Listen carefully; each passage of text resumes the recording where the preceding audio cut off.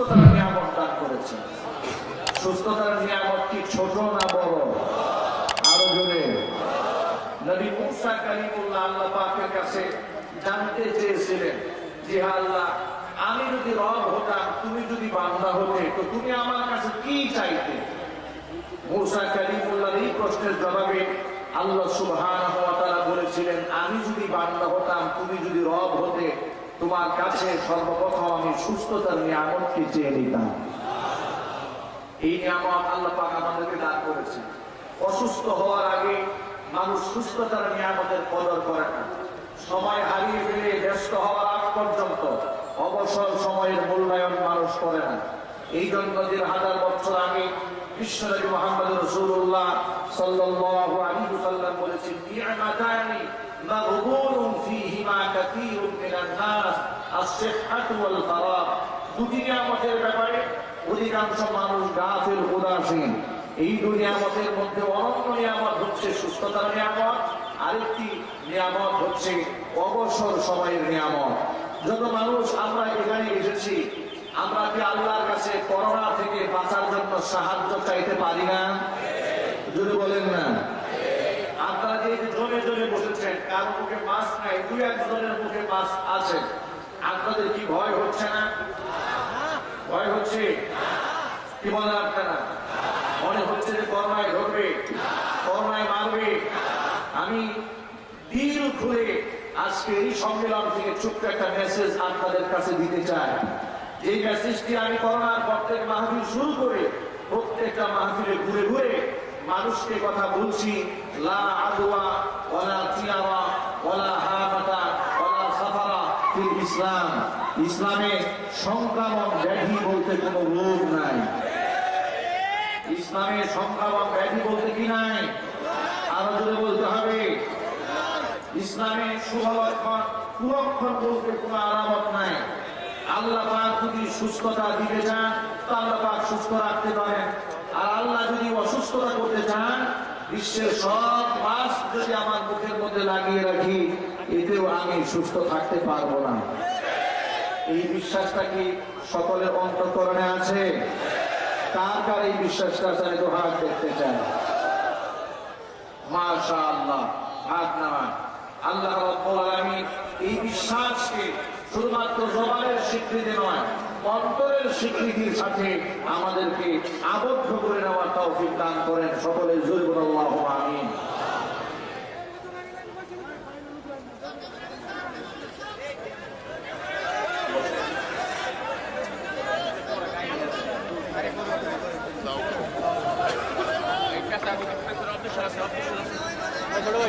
মাশাআল্লাহ, ইতিমধ্যে আজকে এই প্রোগ্রামে যিনি সভাপতি এবং প্রধান অতিথি, জনমন্ত্রিত জননেতা জনাব মোহাম্মদ ইকবাল হোসেন সবুজ এমপি আমাদের মাঝে এসে উপস্থিত হয়েছেন। আল্লাহ সুবহানাহু ওয়া তাআলার কাছে আমরা সকলেই তার নেক হায়াতের জন্য দোয়া করছি। আল্লাহ সুবহানাহু ওয়া তাআলা কোরআনের মাহফিলে যাকে সভাপতির আসন দিয়েছেন, আল্লাহ পাক যেন কোরআনের খিদমত করে কিয়ামতের মাঠে কোরআনের খিদমতের বদৌলতে বেহেশতেও এক দামি সিংহাসন আল্লাহ পাক তাকে দান করেন। ইসলামের পক্ষে তিনি যেন বলিষ্ঠ ভূমিকা পালন করতে পারেন, সেই তৌফিক আল্লাহ সুবহানাহু ওয়া তাআলা তাকে দান করেন। আপনারা আমার দিকে মনোনিবেশ করুন। আমি যে মেসেজটি আপনাদের সামনে দিতে চেয়েছি, এটা আমার মন করা মেসেজ নয়। হাদিস শরীফের মধ্যে এসেছে, লা আদওয়া, ইসলামের সংক্রামক ব্যাধি বলতে কোনো রোগ নাই। বিশ্বাস রাখতে হবে, আমার আল্লাহ যদি আমাকে অসুস্থতার ফয়সালা না করেন, তাহলে পৃথিবীর কোনো করোনা, পৃথিবীর কোনো ডায়াবেটিস, পৃথিবীর কোনো যক্ষ্মা, দুনিয়ার কোনো কলেরা এই পৃথিবীতে আমাকে আক্রান্ত করতে পারে না। কথা বলো ঠিক কিনা? সাহাবায়ে কেরাম প্রশ্ন করলেন, নবীজি, আমরা তো সংক্রামক ব্যাধির মতো আলামত জমিনের মধ্যে দেখতে পাই, সেটা হলো আমরা দেখেছি একটা উটের পালের মধ্যে যখন কোন একটা উটের গায়ে খাজলি পচলা দেখা যায়, ওই একটা উট থেকে সংক্রমিত হতে হতে উটের পালের সবাই অসুস্থ হয়ে যায়, সবগুলা উট দুর্বল হয়ে যায়। তাহলে এর দ্বারা কি প্রমাণ হয় না যে সংক্রামক ব্যাধি বলতে কোনো বিষয় আছে? বিশ্বনবী সাল্লাল্লাহু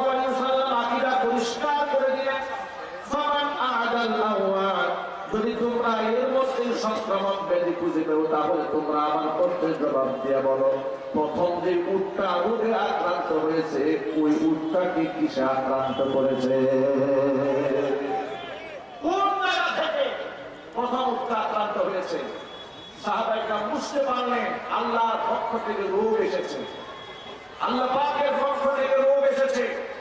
এই জন্য সাহায্য চাইতে হবে সবার আগে কার কাছে? আল্লাহ পাকের কাছে আমাদেরকে সাহায্য চাইতে হবে। গোটা দুনিয়াতে যে পরিমাণ মানুষ করোনা আক্রান্ত হয়ে মারা গিয়েছে, তুলনামূলক ভাবে বাংলাদেশের যে পরিমাণ ঘনবসতি আর জনসংখ্যা রয়েছে, ডাক্তাররা যেভাবে বলে দিয়েছে এটাই যদি বাস্তবতা হতো, তাহলে এই মাহফিলের মধ্যে যেভাবে মানুষ আপনারা বসে আছেন হাজার হাজার, রাস্তাঘাটে ওইভাবে লাশের মিছিল পড়ে থাকতো। বিশ্বের মানুষের সামনে আল্লাহ পাক চোখে আঙ্গুল দিয়ে দেখিয়ে দিয়েছে রূপ তো আল্লাহর পক্ষ থেকে আসে। আল্লাহ যদি কোনো জাতিকে, কোনো গোষ্ঠীকে আল্লাহ যদি আপনার মেহের বাড়িতে হেফাজত করে, রূপের কোনো ক্ষমতা নাই ওই জাতিকে ধ্বংস করা। আপনারা দেখেন পৃথিবীর বড় বড় ধনী রাষ্ট্রগুলো যেখানে এই রোগের সামনে পরাভূত হয়েছে, পরাজিত হয়েছে, আকাশ পানে তাকিয়ে ছাড়া আর কোনো উপায় ছিল না। ইতালির প্রধানমন্ত্রী সর্বশেষ আকাশের দিকে তাকিয়ে বলেছে, ও আকাশের মালিক, এই জাতিকে তুমি যদি রক্ষা না করো, আমার দ্বারা রক্ষা করা সম্ভব নয়। সেই তুলনায় বাংলাদেশের মানুষ এত মাহফুজ কেন? বাংলাদেশের মানুষকে আল্লাহ পাক এত ভালোবাসেন কেন? আমি তো আমার ছোট্ট ব্যবসায় এভাবে বললেও আমূলক হবে না।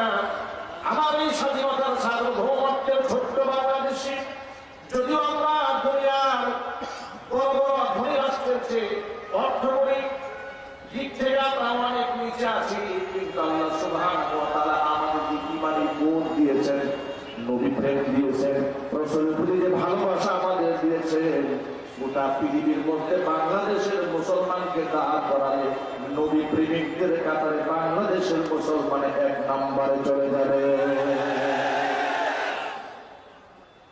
এ মুসলমান প্রমাণ করেছে নবীর জন্য জীবন দিতে হয়, নবীর জন্য রক্ত দিতে হয়, নবীর জন্য জান দিতে তারা রাজি আছে। কথা বলুন ঠিক কিনা? গোটা দুনিয়ার মধ্যে যে জাতি গোষ্ঠী প্রমাণ করেছে সেই জাতি গোষ্ঠীর নাম হচ্ছে মুসলমান।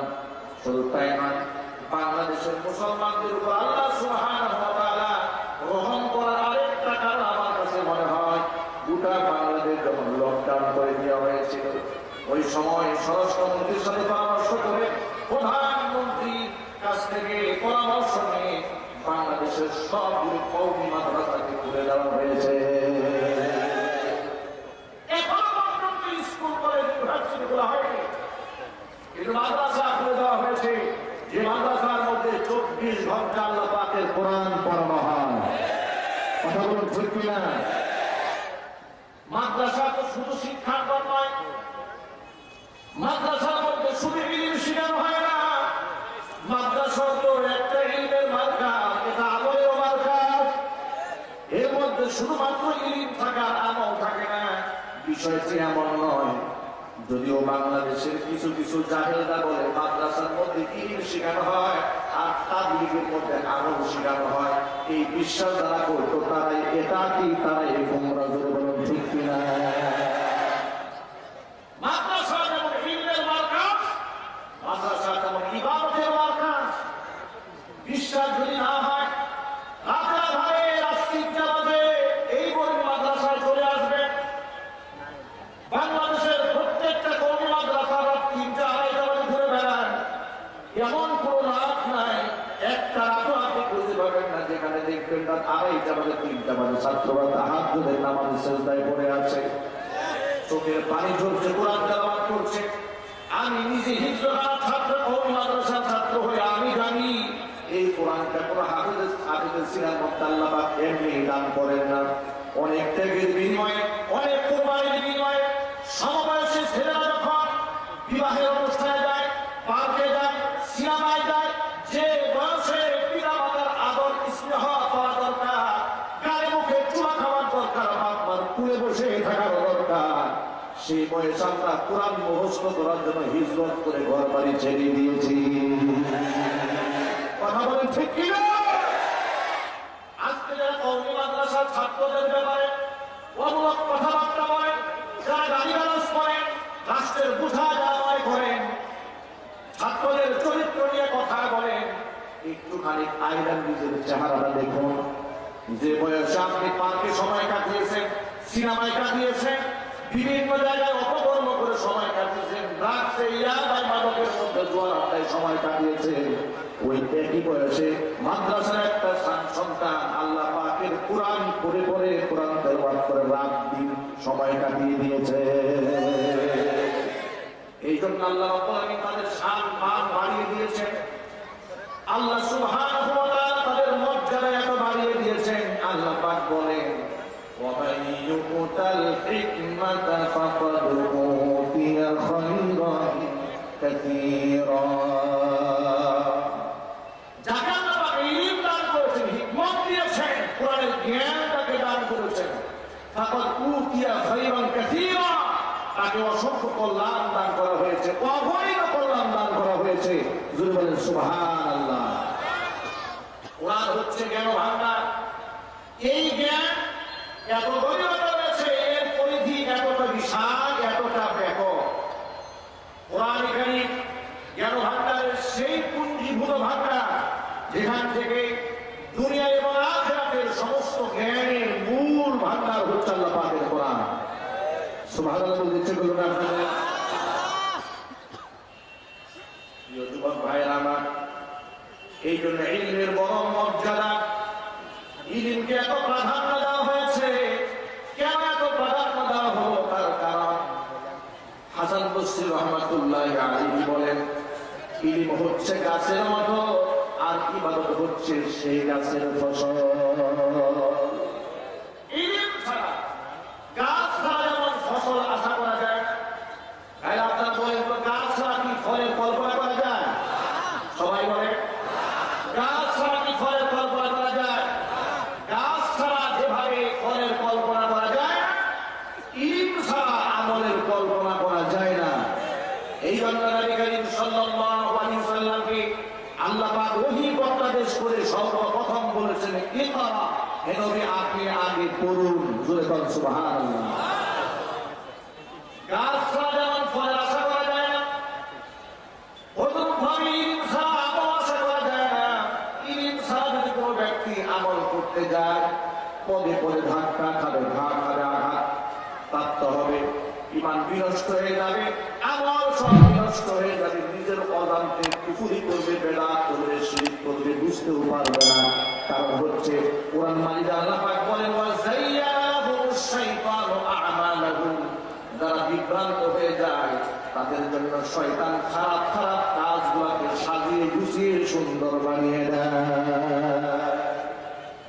বাস্তব প্রমাণ গ্রহণ করেন যে সমস্ত মহিলারা আজকে রাস্তাঘাটে বেহায়াপনা করে ঘুরে বেড়ায়, জিন্সের প্যান্ট করে, টি শার্ট করে ঘুরে বেড়ায়, মাথার চুলগুলা উস্কো খুস্কো করে ঘুরে বেড়ায়, মাথার মধ্যে চুলের খোপা বানায় উঠা করে, উটের পিঠে যেমন কুচ থাকে, কুচের মতো চুল খোপাকে করে উপর বানায় দেয়। তারা হচ্ছে সমাজের স্মার্ট গার্ল। তারা মনে করে যে বুরকা পরে চলছে, এরা হচ্ছে সেকেন্ড, এরা হচ্ছে অনাধুনিক। আর আমরা হচ্ছি আধুনিক থেকে অতি আধুনিক, আমরা স্মার্ট। জামা কাপড় আজকেও প্রথম আলো পত্রিকার মধ্যে আছে, অনলাইন প্রথম আলো পত্রিকাতে একজন মেয়ে একটা রিপোর্ট করেছে। সেই মেয়েটা তার প্রতিভা তুলে ধরার চেষ্টা করছে। মেয়েটার অঙ্গভঙ্গিটা এত বিস্তৃত, ওটা দেখার মতো কোনো রুচি আমার ছিল না। পত্রিকার পাতা পত্রিকায় তার রিপোর্ট পেলাম, এবং সেখানে যে লেখা হয়েছে সেই লেখাগুলো কিছু করার চেষ্টা করলাম।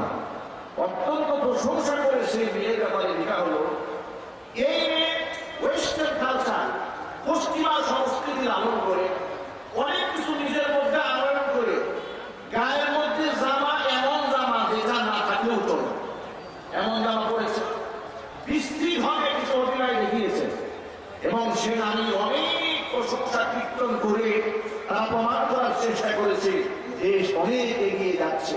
ভাইরা, এ দেখুন, একটা খারাপ কাজ, একটা বাজে কাজ।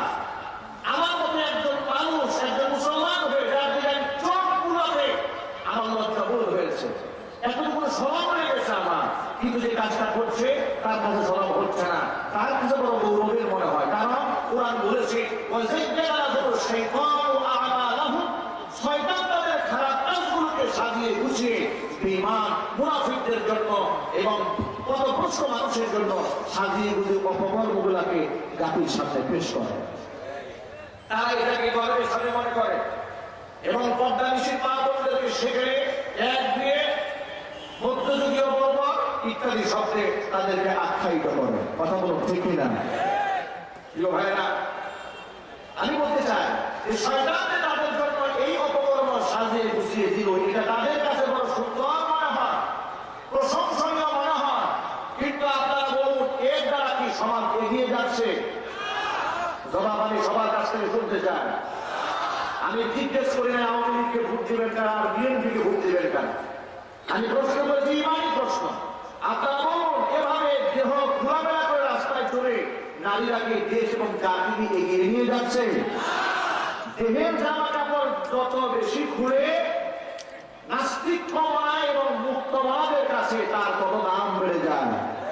আমি বলতে চাই, দেহের কাপড় চুপড় বেশি বেশি খোলার নাম যদি আধুনিকতা হয়, জামা কাপড় যত বেশি খুলবে তত বেশি যদি আধুনিক হয়, তাহলে আমি বলতে চাই এই পৃথিবীতে কুকুর হচ্ছে সবচেয়ে সভ্য এবং আধুনিক প্রাণী। কথা বলুন, রাস্তাঘাটে পার্কে ওপেন কিংবা ফ্রি সেক্সের মতো আচরণ করা। কয়েকদিন আগে মাদারীপুর যাওয়ার পরে যখন ফেরি পার হচ্ছি, ফেরির সাথে মাগরিবের নামাজ পড়তে উঠলাম। মাগরিবের নামাজ শেষ করে বেঞ্চে বসে আছি, এমন সময় এক জোড়া ছেলে, একটা ছেলে এক মেয়ে আমাদের সামনে, আমরা বসে আছি, এতগুলো দাড়ি চুলওয়ালা মানুষ আমাদের সামনে গা ঠাসাঠাসি করে দৌড়াদৌড়ি করে আমাদের সামনে দাঁড়িয়ে আছে এবং আমাদেরকে দেখে ছেলেটা না দেখার ভান করে আমাদের দিকে পিচ করে কতক্ষণ দাঁড়িয়ে থেকে মেয়ে একটু ধাক্কা দিল, বুঝিয়ে দিল পিছনে হুজুর আছে, কাজটা ঠিক হচ্ছে না, আস্তে করে নেমে গেল। কিন্তু প্রশ্ন হচ্ছে, এই কালচারটা ঢাকা শহরের পার্কের দিকে তাকান, সিনেমার দিকে তাকান, এমনকি অক্সফোর্ড খেলা ঢাকা বিশ্ববিদ্যালয়ের চত্বরে এই আচরণটা, এই কালচারটা বর্তমান দিন দিন বেড়েই চলছে।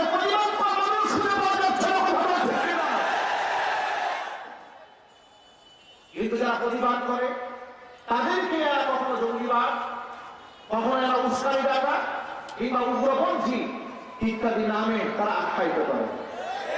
ইসলামের মূল আদর্শকে বিশ্বাস করা এবং মূল আদর্শের কথা বলা যদি উগ্রবাদী আর মৌলবাদীর আদর্শ হয়ে থাকে, তাহলে আমি সকল ভাইদেরকে বলছি, আমাদের কোরআন মৌলবাদ হতে বলেছে।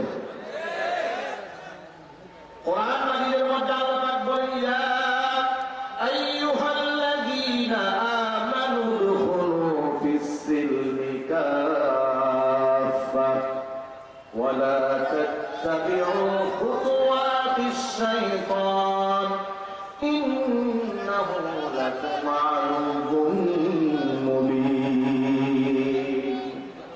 ভাইরা, আল্লাহ বলছে, হে ইমানদারগণ, ইসলামের মধ্যে পরিপূর্ণ প্রবেশ করো এবং শয়তানের পদাঙ্ক অনুসরণ করো না। শয়তান যে পথে পরিচালনা করতে পারে সেই পথে চলো না। চিরন্তন দুশমন, স্পষ্ট দুশমন। আমি আপনাদের সকল ভাইদের কাছে জানতে চাই, ইসলামের পরিপূর্ণ ঢোকার নির্দেশটা কি বুধ বাজারের ফকির সাহেব দিয়েছে? আর যারা জবাব দেন নাই তাদের সন্দেহ আছে। ইসলামের পরিপূর্ণ প্রবেশ করার হুকুমটা কে দিয়েছে? শুধু তাই নয়, এবার আরেকটা আয়াত শুনেন, যদি আপনি পরিপূর্ণ প্রবেশ না করেন তো কি হবে? আল্লাহ পাক বলেন, আফাতুমিনুনা বিবাদিল কিতাবি ওয়া তাকফুরুনা বিবাদ ফামা জাযাউ মান ইয়াফআলু যালিকা মিনকুম ইল্লা খিzyun ফিল হায়াতিদ দুনিয়া ওয়া ইয়াওমাল কিয়ামাতি ইউরাদুনা ইলা আশাদ্দিল আযাব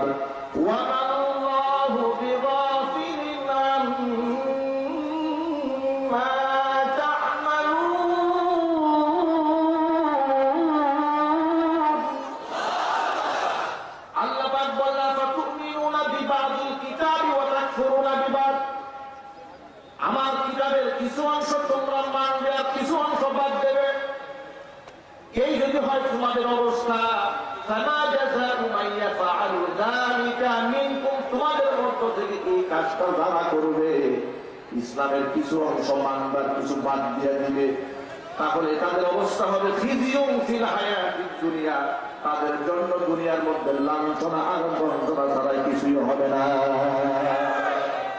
কিয়ামতের মাঠে কঠিন আযাবের সম্মুখীন হতে হবে। এই জন্য সকল ভাইদেরকে বলি, পরিপূর্ণ ইসলামের মধ্যে দাখিল হওয়ার নির্দেশটা তো আমার নয়, এখানে স্টেজে উলামায়ে কেরাম আছেন, তাদের কারো নির্দেশ নয়, নির্দেশটা কার? আরো জোরে নির্দেশ যদি আল্লাহর হয়ে থাকে তাহলে বলেন 5 ওয়াক্ত নামাজ পড়ার হুকুম কার? যাকাত দেওয়ার হুকুম কার? হজে যাওয়ার হুকুম কার? নারীদেরকে পর্দা করানোর হুকুম কার?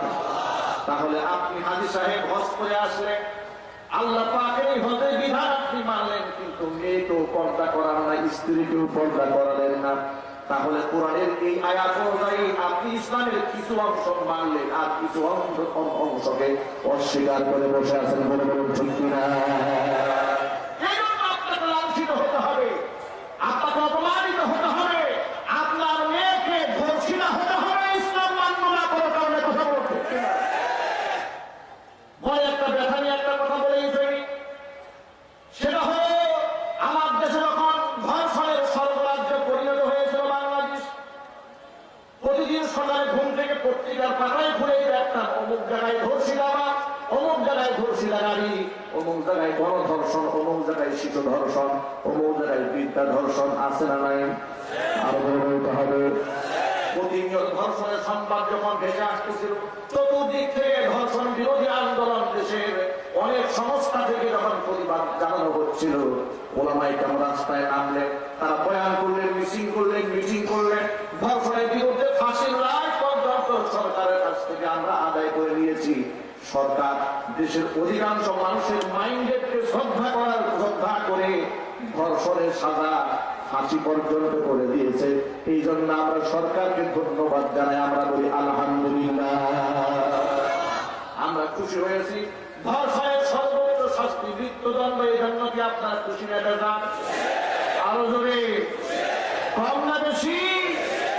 এই খুশিতে সেদিন আরো বেশি খুশি হবে যেদিন শুধু ধর্ষণ নয়, জিয়ার শাস্তি বাংলাদেশে মৃত্যুদণ্ড দিতে হবে। কথা বলেন ঠিক কিনা? ধর্ষণের সাজা মৃত্যুদণ্ড হয়েছে, আমরা দারুণ খুশি হয়েছি, কিন্তু জিনার সাজার ব্যাপারে কোনো আইন করা হয় নাই। ধর্ষণের সংজ্ঞাটাও বাংলাদেশে একটু পরিবর্তন হওয়া দরকার। বলা হয়েছে ইচ্ছা করে কোন নারী আর পুরুষ যদি কোনো অপকর্ম করে তাহলে ধর্ষণ বলা যাবে না, এটাকে শুধুমাত্র অনৈতিক কাজ বলতে হবে। জোরে জোরে বলেন নাউজুবিল্লাহ। জিনার বিষয় থেকে আমাদেরকে বেঁচে থাকতে হবে। তারা হলে দেখে ওয়াজ মাহফিলে আমরা আমার মা বোনদের অধিকারের কথা বলি, ওয়াজ মাহফিলে আমরা পিতাদের অধিকারের কথা বলি, ওয়াজ মাহফিলে আমরা আমাদের সন্তানদের অধিকারের কথা বলি, ওয়াজ মাহফিলে আমরা মাদকের বিরুদ্ধে কথা বলি, ওয়াজ মাহফিলে আমরা সুদের বিরুদ্ধে কথা বলি, ওয়াজ মাহফিলে আমরা জঙ্গিবাদের বিরুদ্ধে কথা বলি। কথা বলেন ঠিক কিনা? আপনারা বলেন বাংলাদেশে জঙ্গিবাদের বিরুদ্ধে আলেমদের চেয়ে বজ্র কণ্ঠে কেউ প্রতিবাদ জানিয়েছে? আমি এভাবে শুনতে চাই না জবাব। আমি যদি প্রতিদিন চিৎকার চেঁচামেচি করে 6 ঘন্টা চিৎকার করতে পারি, তা আপনাদেরকে একটা প্রশ্ন করলে কি ইমানদারের মতো জবাব দেওয়া যাবে না? তাহলে কি ইমানদারের মতো জবাব দিয়ে বলেন না? আপনারা তো মাহফিল শোনেন, জঙ্গিবাদের বিরুদ্ধে, মাদকের বিরুদ্ধে, সন্ত্রাসের বিরুদ্ধে, ধর্ষণের বিরুদ্ধে ওলামায়ে কেরাম যেমন বলিষ্ঠ ভূমিকা পালন করে, বাংলাদেশের কোন জাতি গোষ্ঠী এভাবে কি প্রতিবাদ করে? কপালপুরা জাতি এরপরেও তারা আলেমদেরকে ধর্ষণের জন্য দায়ী করে। ঢাকা বিশ্ববিদ্যালয়ের সামনে ওরা মানববন্ধন করেছে, ধর্ষণের জন্য ওয়াজ মাহফিলকে দায়ী করা হয়েছে। আপনারা বলেন, এখানে আমার গ্রামে গ্রামে এলাকার যোগ্য স্থানীয় ব্যক্তিরা বসে আছেন, আপনারা সাক্ষী দিয়ে বলেন হুজুরদের ওয়াজ শুনে মানুষ ধর্ষক হয়? আরো জোরে, হুজুরদের বয়ান শুনে কোন ব্যক্তি সন্ত্রাসী হয়, কোন ব্যক্তি গুন্ডা হয়, কোন ব্যক্তি মাস্টার হয়? তাহলে যারা বলেছে যে কোরআনের মাহফিল থেকে প্রেসক্রিপশন নিয়ে মানুষ ধর্ষণ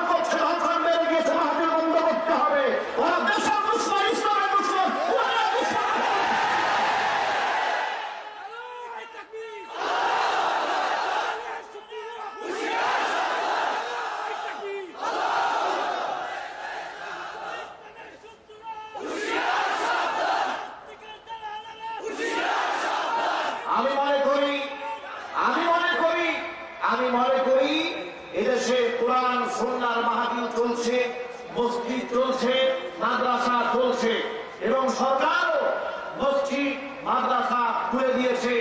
বিশেষ করে কওমি মাদ্রাসার হিফজখানাকে শুরু থেকেই সরকার আপন তত্ত্বাবধানে খুলে দিয়েছে। এই জন্য সরকারকে আমরা সাধুবাদ জানাই। কোরআনের কথাগুলো ওপেন প্রচার করা, শিক্ষা গ্রহণ করা থেকে মানুষ যেন বঞ্চিত না হয় তার ব্যবস্থা করে দিয়েছেন। আলহামদুলিল্লাহ বলেন। সরকারের ভালো কাজের জন্য দোয়া করতে হবে, যাতে করে সরকার আরো ইসলামের পক্ষে কাজ করতে পারে। আপনারা জানেন বিগত অনেক সময় হচ্ছে সরকার অনেক বেশি আলেম ঘেঁষা।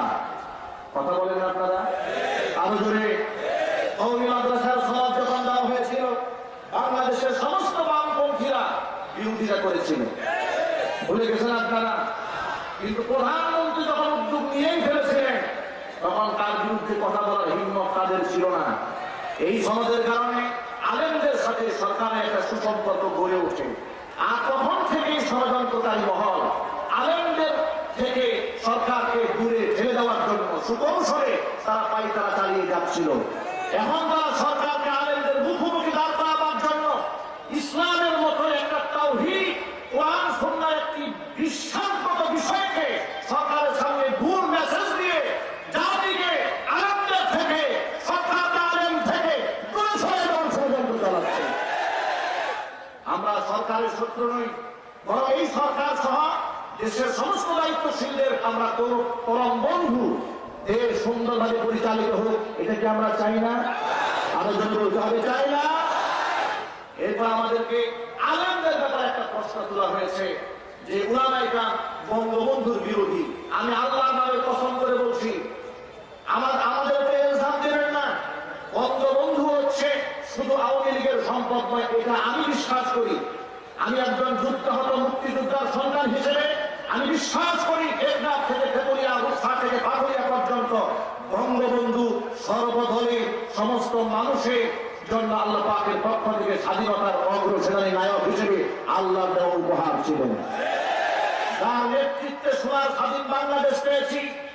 যিনি স্বাধীনতার স্থপতি বক্তব্য দিকে যিনি বলেছিলেন, রক্ত যখন দিয়েছি রক্ত আরো দেব, এদেশকে মুক্ত করে ছাড়বো ইনশাআল্লাহ। এর মানে স্বাধীনতার ভিত্তি হচ্ছে আল্লাহর উপর বিশ্বাস। আমি কি বুঝাতে পেরেছি? স্বাধীনতার ভিত্তি কার উপর বিশ্বাস? বঙ্গবন্ধু একজন খাঁটি মুসলমান ছিলেন, একজন আল্লাহ প্রেমিক না হলে কথায় কথায় ইনশাআল্লাহ বলতেন না। আমরা অনেক নেতার বক্তব্য শুনছি, আল্লাহ নাম বলতে ভুলে যান, ইনশাআল্লাহ বলতে ভুলে যান। এমনকি শাহরিয়ার কবির সেদিনও বলেছে যে বঙ্গবন্ধু বেঁচে থাকলে আওয়ামী লীগের লোকেরা আল্লাহ এবং বিসমিল্লাহ বলতো না, নাউযুবিল্লাহ। এটা বঙ্গবন্ধুর উপরে আওয়ামী লীগের উপরে কত বড় ইলজাম! এজন্য বলি শাহরিয়ার কবির তারা আওয়ামী লীগের দুশমন, বাংলাদেশের দুশমন, বঙ্গবন্ধুর সবচেয়ে বড় দুশমন।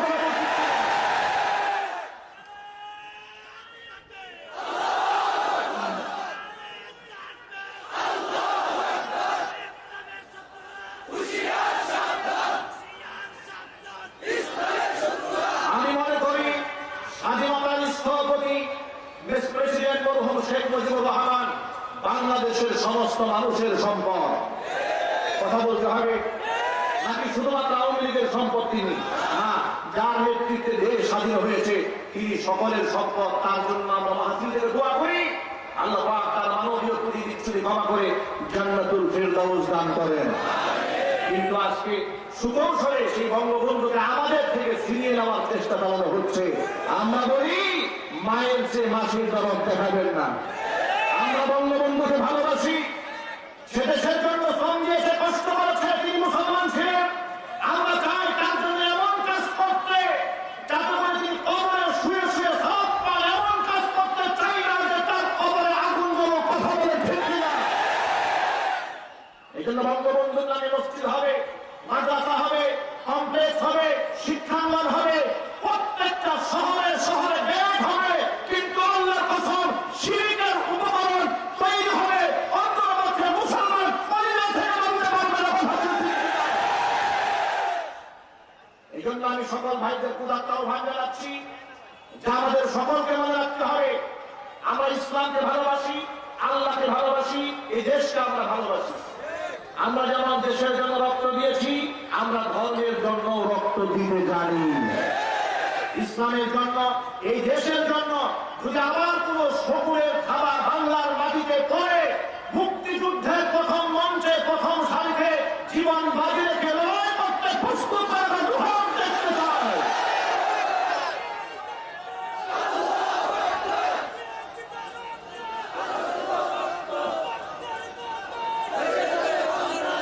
এই জন্য প্রিয় ভাইরা, আমরা চাই যে আল্লাহ সুবহানাহু ওয়া তাআলা এই দেশকে আমরা যেন ভালোবাসতে পারি, এই দেশের প্রত্যেকটা ইঞ্চি ইঞ্চি মাটিকে শ্রদ্ধা করে স্বাধীনতার স্থপতির জন্য অন্তঃস্থল থেকে আমরা সার্বক্ষণিক দোয়া করি। কথা বলুন ঠিক কিনা? এবং বর্তমান মাননীয় প্রধানমন্ত্রী তিনি যে আমাদের কওমি মাদ্রাসার জন্য সনদ দিয়ে এই আলেমদের সাথে যে সুসম্পর্ক গড়েছেন, আমরা চাই আলেমদের সাথে পরামর্শ নিয়েই তিনি একটা সিদ্ধান্ত গ্রহণ করবেন। আমরা এটা চাই কিনা? আমরা প্রধানমন্ত্রীকেও সম্মান করি, তিনিও ইসলামের জন্য অনেক কাজ করেছেন। আলেমদের পরামর্শ নিয়ে তিনি যদি দেশ চালান, সমাজ চালান, এই দেশ কি খারাপ হবে না সুন্দর হবে? কারণ দেখেন এই যে স্টেজে কত আলেম ওলামা, এটা আমাদের বাম পাশে বসে আছেন আমাদের সবুজ ভাই, আমাদের নগরে বসে আছেন গাজীপুরের নগর পিতা আলহাজ অ্যাডভোকেট জাহাঙ্গীর আলম সহ গাজীপুরের যত নেতৃবৃন্দ আছেন। আপনারা বলেন তাদের সাথে আলেমদের কত ঘনিষ্ঠতা রয়েছে। দেখেন অনেক নেতারা মাহফিলে তো ওয়াজ শুনতে যান না, আর আপনাদের এমপি এই হাজার মানুষের ভিতরে কোরআন শোনার জন্য বসে আছেন। এটা কি ইসলামকে ভালোবাসা নয়? এটা কি কোরআনকে ভালোবাসা নয়? আমরা চাই এই ভালোবাসার অদল বদল করে আলেমদের পরামর্শ নিয়ে তারা সমাজকে পরিচালনা করবে। আল্লাহ সুবহানাহু ওয়া তাআলা সেই তৌফিক তাদেরকে দান করেন। প্রিয় যুবক ভাইরা, আল্লাহ পাক রব্বুল আলামিন বলেন, আফাতুমিনুনা বিবাদিল কিতাবি ওয়া তাকফুরুনা বিবাদ। কিছু অংশ মানবে আর কিছু অংশ বাদ দিবে, এমন যেন না হয়ে যায়, তাহলে লাঞ্ছিত হতে হবে। এই জন্য আমাদের সকলকে পরিপূর্ণ এবং খাঁটি মুসলমান হতে হবে। নামাজ যেমন আল্লাহর হুকুম, নামাজ যেমন আল্লাহর হুকুম, হজ যেমন আল্লাহর হুকুম, যাকাত যেমন আল্লাহর হুকুম, আমার মা বোনদের পর্দা করে চলা সেটাও আল্লাহ পাকের হুকুম। কোরআন কারীমের বিশুদ্ধ ইলম শিক্ষা করা এটাও আল্লাহ পাকের হুকুম। ইলম ছাড়া মানুষ বরবাদ হয়ে যায়। আল্লাহ সুবহানাহু ওয়া তাআলা কোরআন মাজিদের মধ্যে বলেছেন, আল্লাহ পাক বলেন, ওয়া মা কানা লিমুমিনিন ওয়া লা মুমিনাতিন ইযা কাদাল্লাহু ওয়া রাসূলুহু আমরান আন ইয়াকুনা লাহুমুল খিয়ারাতু মিন আমরিহিম ওয়া মান ইয়াসিল্লাহা ওয়া রাসূলাহু ফাকাদ দাল্লা দালালান মুবিনা। আমি আল্লাহ এবং আমার রাসূল যদি কোনো সিদ্ধান্ত দিয়ে ফেলে, ওই সিদ্ধান্ত দেওয়ার পরে দুনিয়ার কোন মুমিন মুসলমান নিজের পক্ষ থেকে কোন রায় ঘোষণা করবে তার আর সুযোগ থাকে না। এই জন্য ভাইরা আমার আল্লাহ আমার নবী যদি আমাকে কোনো সিদ্ধান্ত জানায় দেয় না, হাসি মুখে মাথা পেতে নিতে রাজি আছে কারা কারা? আল্লাহ যদি কোনো সিদ্ধান্ত দেন, আল্লাহ রাসূল যদি আমার জন্য কোনো ফয়সালা করেন, আমরা কি হাসি মুখে হুজুরের ফয়সালা আল্লাহর ফয়সালা মানতে রাজি আছি ইনশাআল্লাহ? আল্লাহ যেন আমাদের কবুল করে নেন। ছোট্ট একটা ঘটনা বলে আমি আমার আলোচনা কি জানবো ইনশাআল্লাহ। আমাদের দেশে ধনী গরিবদের আমরা ভেদাভেদ করি, ঠিক কিনা? আমরা ধনী গরিব এত ভেদাভেদ সৃষ্টি করি যে ধনী গরিবের সাথে বসে তাও খেতে চায় না। সাদা মানুষ কালো মানুষের ভেদাভেদ আমরা করেছি, ইসলাম করে। কথা বলে ঠিক কিনা? মানুষে ভেদাভেদ, আমাদের মানুষকে বেশি শ্রেষ্ঠ আর আমরা যারা আজমি আমাদের কোনো দাম নাই, এই ভেদাভেদটা আল্লাহ করেছেন, আল্লাহ রাসূল করেছেন।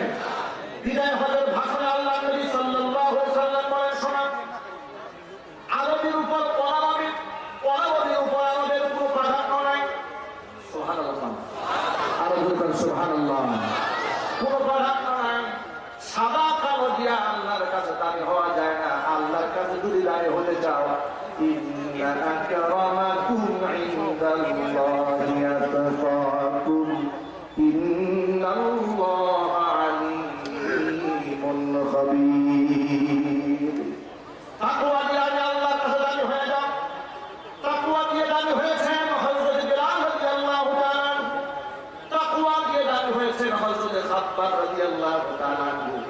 তাকওয়া দিয়ে দামি হয়েছেন হযরত খুবাইব রাদিয়াল্লাহু তাআলা। তাকওয়া দিয়ে আল্লাহ পাক সুবহানাহু ওয়া তাআলার কাছে দামি হয়েছেন হযরত আম্মার রাদিয়াল্লাহু তাআলা আনহু। তাকওয়া দিয়ে দামি হয়েছেন লুকমান আলাইহিস সালাতু ওয়াস সালাম। আল্লাহ নবীর লক্ষ লক্ষ সাহাবীর ভেতরে একজন সাহাবীর নাম ছিল হযরত জুলাইব রাদিয়াল্লাহু তাআলা আনহু। দেখতে একজন খাটো মানুষ ছিলেন, গায়ের রং ছিল কালো, তাকে কেউ বাসত না ভালো, অধিকাংশ মানুষ তার থেকে দূরে থাকতো। এমনকি মদিনাতে ওই সময় কোন মেয়ে এই লোকটাকে বিবাহ করতে চাইতো না। এমনকি মদিনার কোন মেয়ের বাবা এই মেয়ের সাথে নিজের মেয়েটাকে বিবাহ দিতে চায় না। কিন্তু হযরত জুলাইব রাদিয়াল্লাহু তাআলা আনহু ইতিমধ্যে যুবক হয়ে গিয়েছে। বিশ্বনবী সাল্লাল্লাহু আলাইহি ওয়াসাল্লাম একদিন জুলাইবকে ডাকলেন, জুলাইব তুমি কি বিবাহ করবে না? তোমার কি বিয়ের কোনো প্রয়োজন নাই? জুলাইব রাদিয়াল্লাহু তাআলা আনহু বললেন, ইয়া রাসূলুল্লাহ, আপনি আমার চেহারার দিকে তাকান আর বলেন আমার মত এমন বিশ্রী চেহারার মানুষের সাথে কে বিবাহ করবে, কি বা কোন বাবা তার মেয়েকে বিবাহ দেবে? আল্লাহর হাবিব বলেন, তোমার কি বিবাহের প্রয়োজন? তিনি বলেন, অবশ্যই বিবাহের প্রয়োজন আছে। এবার আল্লাহ নবী সাল্লাল্লাহু আলাইহি ওয়াসাল্লাম মদিনার মধ্যে এক সুন্দরী মেয়ে তার বাবার কাছে গেলেন।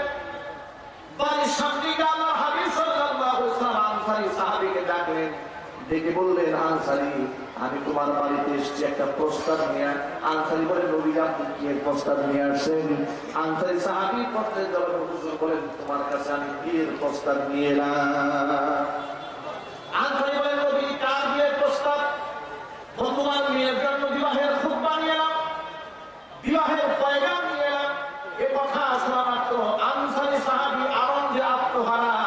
সে মনে করেছে নবীজি বোধহয় নিজের জন্য আমার মেয়েটাকে স্ত্রী হিসেবে গ্রহণ করার পয়গাম দিয়েছে।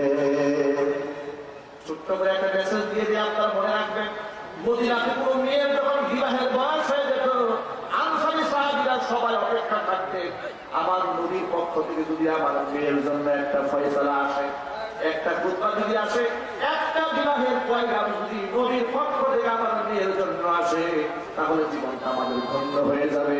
কারণ আল্লাহ নবীর কাছে আমার মেয়ে বিবাহ দেবে, আমার মেয়ের বিবাহ হবে, এর চাইতে সৌভাগ্যের পরিচয় তো জমিনে আর কিছু হতে পারে না, ঠিক কিনা? কিন্তু যখন দেখতে পেলেন নবীর পক্ষ থেকে কোনো রেসপন্স নাই, আল্লাহ নবী সাল্লাল্লাহু আলাইহি ওয়াসাল্লামের কোনো আগ্রহ নেই, আল্লাহর পক্ষ থেকে কোনো ফয়সালা আসে না, তখন আনসারী সাহাবীরা তাদের মেয়েদেরকে অন্যত্র বিবাহ দেওয়ার চেষ্টা করতেন।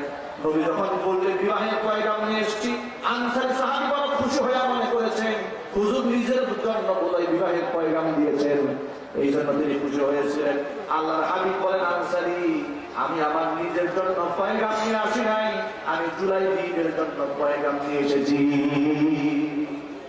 জুলাইব রাদিয়াল্লাহু তাআলা আনহুর নাম শুনে এই আনসারী সাহাবীর মনটা খারাপ হয়ে গেছে, মনটা একদম খারাপ হয়ে গেল যে হুজুর আর কোন লোক খুঁজে পেলেন না, এমন একটা কালো ছেলের জন্য আমার মেয়ের বিবাহের পয়গাম নিয়ে এসছে। কিন্তু রাসূলকে প্রত্যাখ্যান করবেন কিংবা হুজুরের এই পয়গামকে মুখের সামনে না করে দেবেন, এই সাহস কি পৃথিবীতে কোনো মুসলমানের আছে? আরো জোরে না, এই সাহস বললেন আল্লাহর নবী, তাহলে আমি বিষয়টি নিয়ে আমি আমার মেয়ের সাথে এবং মেয়ের মায়ের সাথে একটু পরামর্শ করে নেই, আমি পক্ষ থেকে কি ফয়সালা আসি আগে শুনে নেই। মেয়ের মায়ের কাছে যখন এই সাহাবী এই পয়গাম পেশ করেছে, মেয়ের মা প্রথমত খুশি হয়েছে, মনে করেছে নবীর পক্ষ থেকে পয়গাম এসেছে। মেয়ের মাকে বলা হল না নবীজির জন্য পয়গাম আসে নাই, তবে প্রস্তাবটা নবী পেশ করেছেন, জুলাইবের জন্য পেশ করেছে। জুলাইবের নাম শুনে মেয়ের মায়ের মাথা খারাপ হয়ে গেছে, না হবে না, প্রশ্ন আছে এমন একটা ছেলের কাছে আমরা এই সুন্দরী মেয়েটা বিবাহ হবে? আপনি রাসূলকে বিবাহের সাথে বুঝাইয়া বলবেন যে আমার মেয়ে এই বিবাহের সম্মত নয়, আপনি বুঝাই দিয়ে আসবেন। এই স্বামী স্ত্রীর মধ্যে কথোপকথন হচ্ছে, এই ফাঁকে দরজার আড়াল থেকে মেয়েটা কথা শুনে ফেলেছে যে আমার বিবাহের পয়গাম হচ্ছে, রাসূল পয়গামটা দিয়েছে, কার সামনে দিচ্ছেন এটা তিনি শুনতে পান না।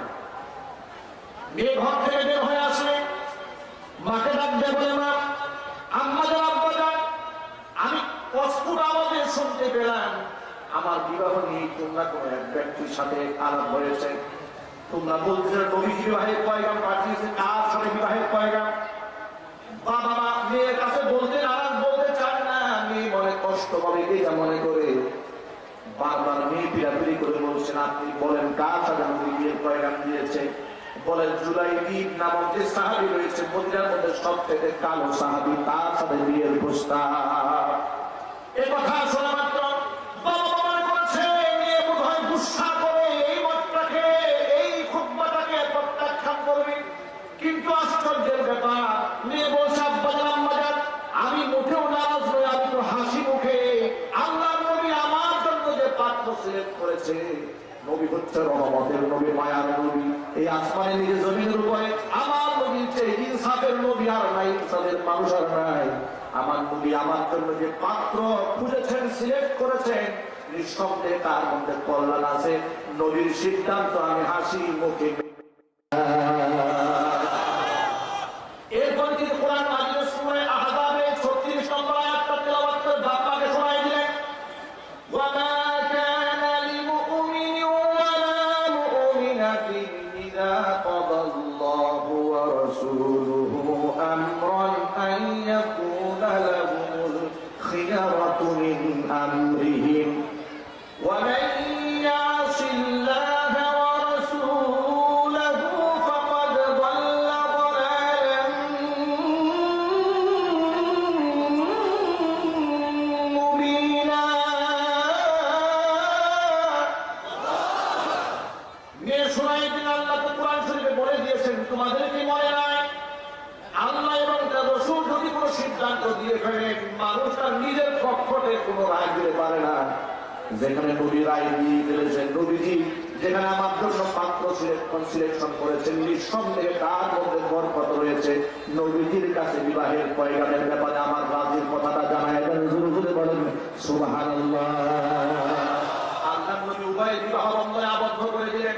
এমন দোয়া করলেন আল্লাহ নবী সাল্লাল্লাহু আলাইহি ওয়াসাল্লাম, রহমতে বরকত আল্লাহ পাক তাদের ঘরটাকে আলোকিত বানাই দিয়ে পরবর্তীতে এই জুলাইবিব রাদিয়াল্লাহু তাআলা জিহাদের ময়দানে যখন শহীদ হয়েছিলেন, হাদিসের কিতাবের মধ্যে এসেছে এই মেয়েটা এত বেশি সম্পদের অধিকারী হয়েছিলেন যে তার সম্পদ এত বেশি বিলীন করেছেন, কোন মহিলা সাহাবী এত সম্পদ অন্যদের মাঝে বিলি করতে পারে নাই। আল্লাহ পাক তাকে শান দিয়েছিলেন, মান দিয়েছিলেন, ইজ্জত দিয়েছিলেন, সম্মান দিয়েছিলেন। এই সম্মানটা কি টাকা পয়সার বিনিময়ে পেয়েছিলেন? না। জুলাইবিব রাদিয়াল্লাহু তাআলা এখন কালো মানুষ হওয়ার পরে নবীজির কাছে শ্রেষ্ঠ পাত্রে পরিণত হয়েছিলেন। আপনারা এটাও জানেন হযরত আলী কাররামাল্লাহু ওয়াজহা আল্লাহর হাবিবের মেয়ের জামাই, ঠিক কি না? এখন আপনারা বলেন নবী করিম সাল্লাল্লাহু আলাইহি ওয়াসাল্লাম যখন কলিজার টুকরা ফাতিমাতুজ জাহরা, যার ব্যাপারে হুজুর বলেছেন ফাতিমাতু বিবাতুন মিন্নি, ফাতিমা হচ্ছে আমার দেহের গোশতের একটা টুকরা, কোন ব্যক্তি যদি ফাতিমাকে কষ্ট দেয় সেই ব্যক্তি আমাকে কষ্ট দেয়। সেই ফাতিমা কলিজার টুকরাকে আলীর হাতে যখন উঠায় দেন, তখন আলী মহারণা দেওয়ার মতো টাকা ছিল না। সুবহানাল্লাহ বলতে বলল না। যেখানে মদিনা বড় বড় ধনীরা হযরত আলী কাররামাল্লাহু ওয়াজহাকে বিবাহের প্রস্তাব দিয়েছিলেন, কিন্তু নবী করিম সাল্লাল্লাহু আলাইহি ওয়াসাল্লাম ধনীদের কাছে দেন নাই, দিয়েছেন আলীর কাছে। তার সম্পদ ছিল না, কিন্তু তাকওয়া, পরহেজগারিতা এবং দ্বীনের পথে অবিচলতা, অটলতা দেখে আল্লাহ নবী সাল্লাল্লাহু আলাইহি ওয়াসাল্লাম তার বিয়ের জন্য হযরত আলীকে সিলেক্ট করেছিলেন। এই জন্য আমরাও বলতে চাই, যাদেরকে আল্লাহ সুবহানাহু ওয়া তাআলা ধন দিয়েছেন, সম্পদ দিয়েছেন, সৌন্দর্যতা দিয়েছেন, তা আল্লাহ পাকের দরবারে শুকরগুজার করতে হবে। এগুলো নিয়ে কি অহংকার করা যাবে? যদি বলেন ক্ষমতা নিয়ে অহংকার করা যাবে, টাকা নিয়ে করা যাবে, ইলিম নিয়ে করা যাবে, বুদ্ধি নিয়ে করা যাবে, কোন কিছু নিয়ে অহংকার করা যাবে না, কারণ অহংকারের মালিক কে? আর যদি বলেন ওয়ালাহুল কিবরিয়াউ মা ফিস সামাওয়াতি ওয়াল আরদ, আসমান জমিনের সমস্ত অহংকারের মালিক একমাত্র আল্লাহ সুবহানাহু ওয়া তাআলা। এজন্য আমাদেরকে অহংকার মুক্ত হয়ে তাকওয়া ভিত্তিক জীবন যাপন করে আল্লাহ পাকের গোলাম এবং দাস হয়ে আমরা আমাদের বাকি জীবনটা জমিনের মধ্যে কাটাতে চাই, যাতে করে খবরের মাঠে যখন আমাকে প্রশ্ন করা হবে তোমার রবকে, আমরা যেন হাসি মুখে জবাব দিতে পারি। আর মুহাম্মদের সাথে বলুন, যদি প্রশ্ন করা হয় আমার রব, জবাব কি হবে? যদি জিজ্ঞেস করা হয় আমার নবীয়ু, যদি জিজ্ঞেস করা হয় আমার দ্বীন, ইসলাম, নবী মুহাম্মদ সাল্লাল্লাহু আলাইহি ওয়াসাল্লাম, রব আমাদের আল্লাহ। এই তিনটা প্রশ্নের জবাব যদি আমরা কবরের মাটিতে সঠিকভাবে দিতে পারি, অন্যান্য সব কাজ আল্লাহ পাক আমার আপনার জন্য সহজ বানাইয়া দিবে। আল্লাহ নবী সাল্লাল্লাহু আলাইহি ওয়াসাল্লামের সাহাবী হযরত উসমান গনি জিন্নুরাইন রাদিয়াল্লাহু তাআলা আনহু, নবীজি সাল্লাল্লাহু আলাইহি ওয়াসাল্লামের দুই মেয়ের জামাই, এক মেয়ে ইন্তেকাল হওয়ার পরে আরেক মেয়েকে নবী বিবাহ দিয়েছিলেন। আল্লাহ নবী বলেন, সেই মেয়েটা মারা যাওয়ার পরে হুজুর সাল্লাল্লাহু আলাইহি ওয়াসাল্লাম বলেন, আমার যদি আরেকটা মেয়ে থাকতো আমি সেই মেয়েটাকে উসমানের কাছে বিবাহ দিতাম। এত মহব্বত হযরত উসমানকে করেছেন, কারণ হচ্ছে তিনি শুধুমাত্র সম্পদের ধনী ছিলেন না, তিনি ছিলেন মনের ধনী, আমলের ধনী।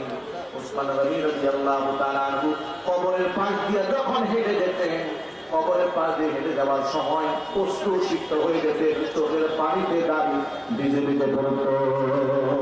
সাহাবায়ে প্রশ্ন করলেন, জান্নাতের কথা শুনলে, জাহান্নামের কথা শুনলে আপনি এত কান্না করেন না, কবরের কথা শুনলে এত কান্না করেন কেন? জবাব দিয়ে বলেছেন, আমি আমার নবীর মুখে শুনেছি কবর হচ্ছে প্রথম ঘাঁটি, ওই ঘাঁটিটা যদি কারোর জন্য সহজ হয়ে যায়, কবরের অন্যান্য সব ঘাঁটি আল্লাহ পাক তার জন্য সহজ বানাইয়া দিবে।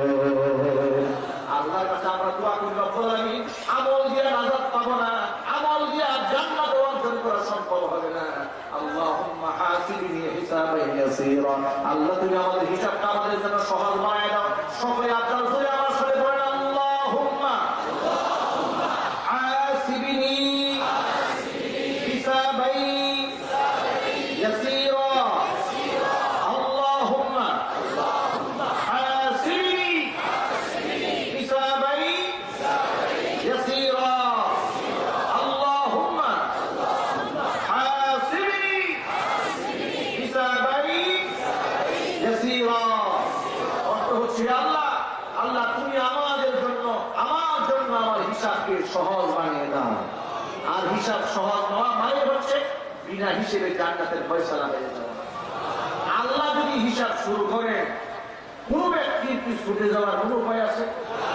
ইয়ালামু খাইনাতাল আয়ুন ওয়া মা তুখফিস সুদূর।